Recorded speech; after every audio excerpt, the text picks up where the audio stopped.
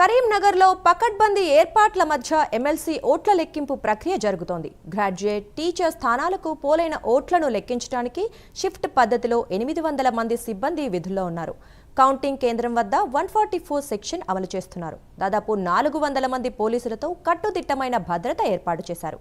Karimnagar counting కేంద్రం నుంచి మరింత సమాచారం మా కరెస్పాండెంట్ రాజు అందిస్తారు. ఉమ్మడి Karimnagar, Adilabad, Nizamabad, Medak graduate, teacher MLC ఎన్నికల్లో హోరాహోరీగా తలపడిన అభ్యర్థుల భవితవ్యం మరికొద్ది సేపట్లో తేలిపోనుంది. ఈ మేరకు కరీంనగర్ పట్టణంలోని అంబేద్కర్ స్టేడియంలో ఎమ్మెల్సీ ఓట్ల లెక్కింపు కొద్దిసేపటి క్రితం ప్రారంభమైంది. గత గురువారం పోలింగ్ ముగిసిన అనంతరం కరీంనగర్, ఆదిలాబాద్, నిజామాబాద్, మెదక్ ఉమ్మడి జిల్లాల నుంచి బ్యాలెట్ బాక్సులను కరీంనగర్ స్టేడియంకి తరలించి భద్రపరిచారు. ఇవాళ ఉదయం 8 గంటల నుంచి అంబేద్కర్ ఇండోర్ స్టేడియంలో కౌంటింగ్ ప్రక్రియ మొదలైంది. దీనికోసం మొత్తం 35 టేబుళ్లు ఏర్పాటు చేయక ఇందులో 21 గ్రాడ్యుయేట్ ఓట్ల కోసం, 14 టేబుళ్లు టీచర్ల ఓట్ల కోసం కేటాయించారు. ఒక్కో టేబుల్ వద్ద 4 సిబ్బంది విధులు నిర్వర్తించగా ఇందులో ఒక మైక్రో అబ్జర్వర్, ఒక సూపర్వైజర్, 2 లెక్కింపు అసిస్టెంట్లు ఉంటారు. ఈ క్రమంలోనే లెక్కింపు సిబ్బందికి అవసరమైన శిక్షణ గత శనివారం కలెక్టరేట్ ఆడిటోరియంలో సంబంధిత అధికారులు నిర్వహించారు. ఆ లెక్కింపు కోసం దాదాపు 800 మంది సిబ్బందిని వినియోగించనున్నారని అధికారులు తెలిపారు.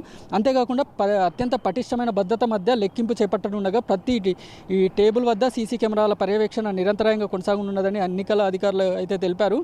ఈ రోజు ఉదయం నుంచి లెక్కింపు ప్రారంభమవగా పూర్తయ్యేసరికి 24 గంటల నుంచి 45 గంటల సుదీర్ఘ సమయం తీసుకోనున్న నేపథ్యంలో 3 షిఫ్టుల్లో లెక్కింపు సిబ్బంది విధులు నిర్వర్తించేలా ఎన్నికల అధికారులు చర్యలు చేపట్టారు.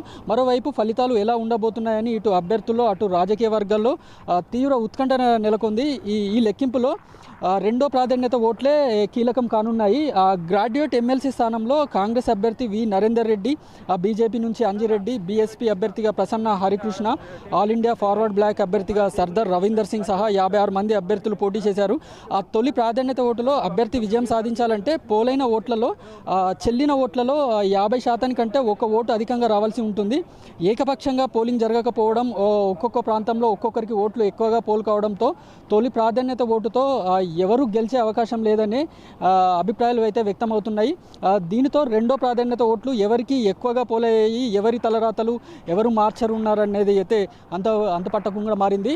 గ్రాడ్యుయేట్ ఎమ్మెల్సీ స్థానంలో 56 మంది పోటీలో ఉన్న ఎలిమినేషన్ పద్ధతిలో ఓట్ల లెక్కింపు చేపట్టే క్రమంలో తక్కువ ఓట్లు వచ్చిన అభ్యర్థి నుంచి మొదలుపెట్టి ఎలిమినేట్ చేస్తూ అతడి బ్యాలెట్లో రెండో ప్రాధాన్యత ఓట్లు ఎవరికి వస్తే వారికి కలుపుతూ వెళ్తారు. దీంతో ఈరోజు కౌంటింగ్ ప్రక్రియను ప్రారంభించిన రాత్రి వరకు బ్యాలెట్లను వేరు చేసి కట్టలు కట్టడం పూర్తవుతుందని, ఆ తర్వాత ఓట్ల లెక్కింపు చేపడితే ఓట్ల లెక్కింపు పూర్తయి ఫలితాలు వెలువడేందుకు మరో 2 రోజులైనా పడుతుందని అధికారులు చెప్తున్నారు.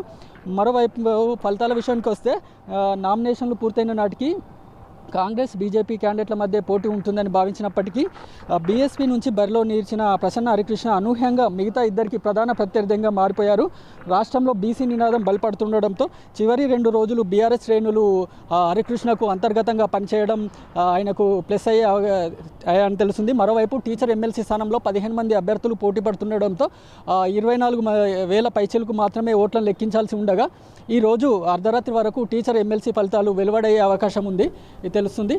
ఇది ఇక్కడి కరీంనగర్ కౌంటింగ్ కేంద్రం వద్ద ఉన్న పరిస్థితి. కెమెరామెన్ అరుణ్తో రాజు.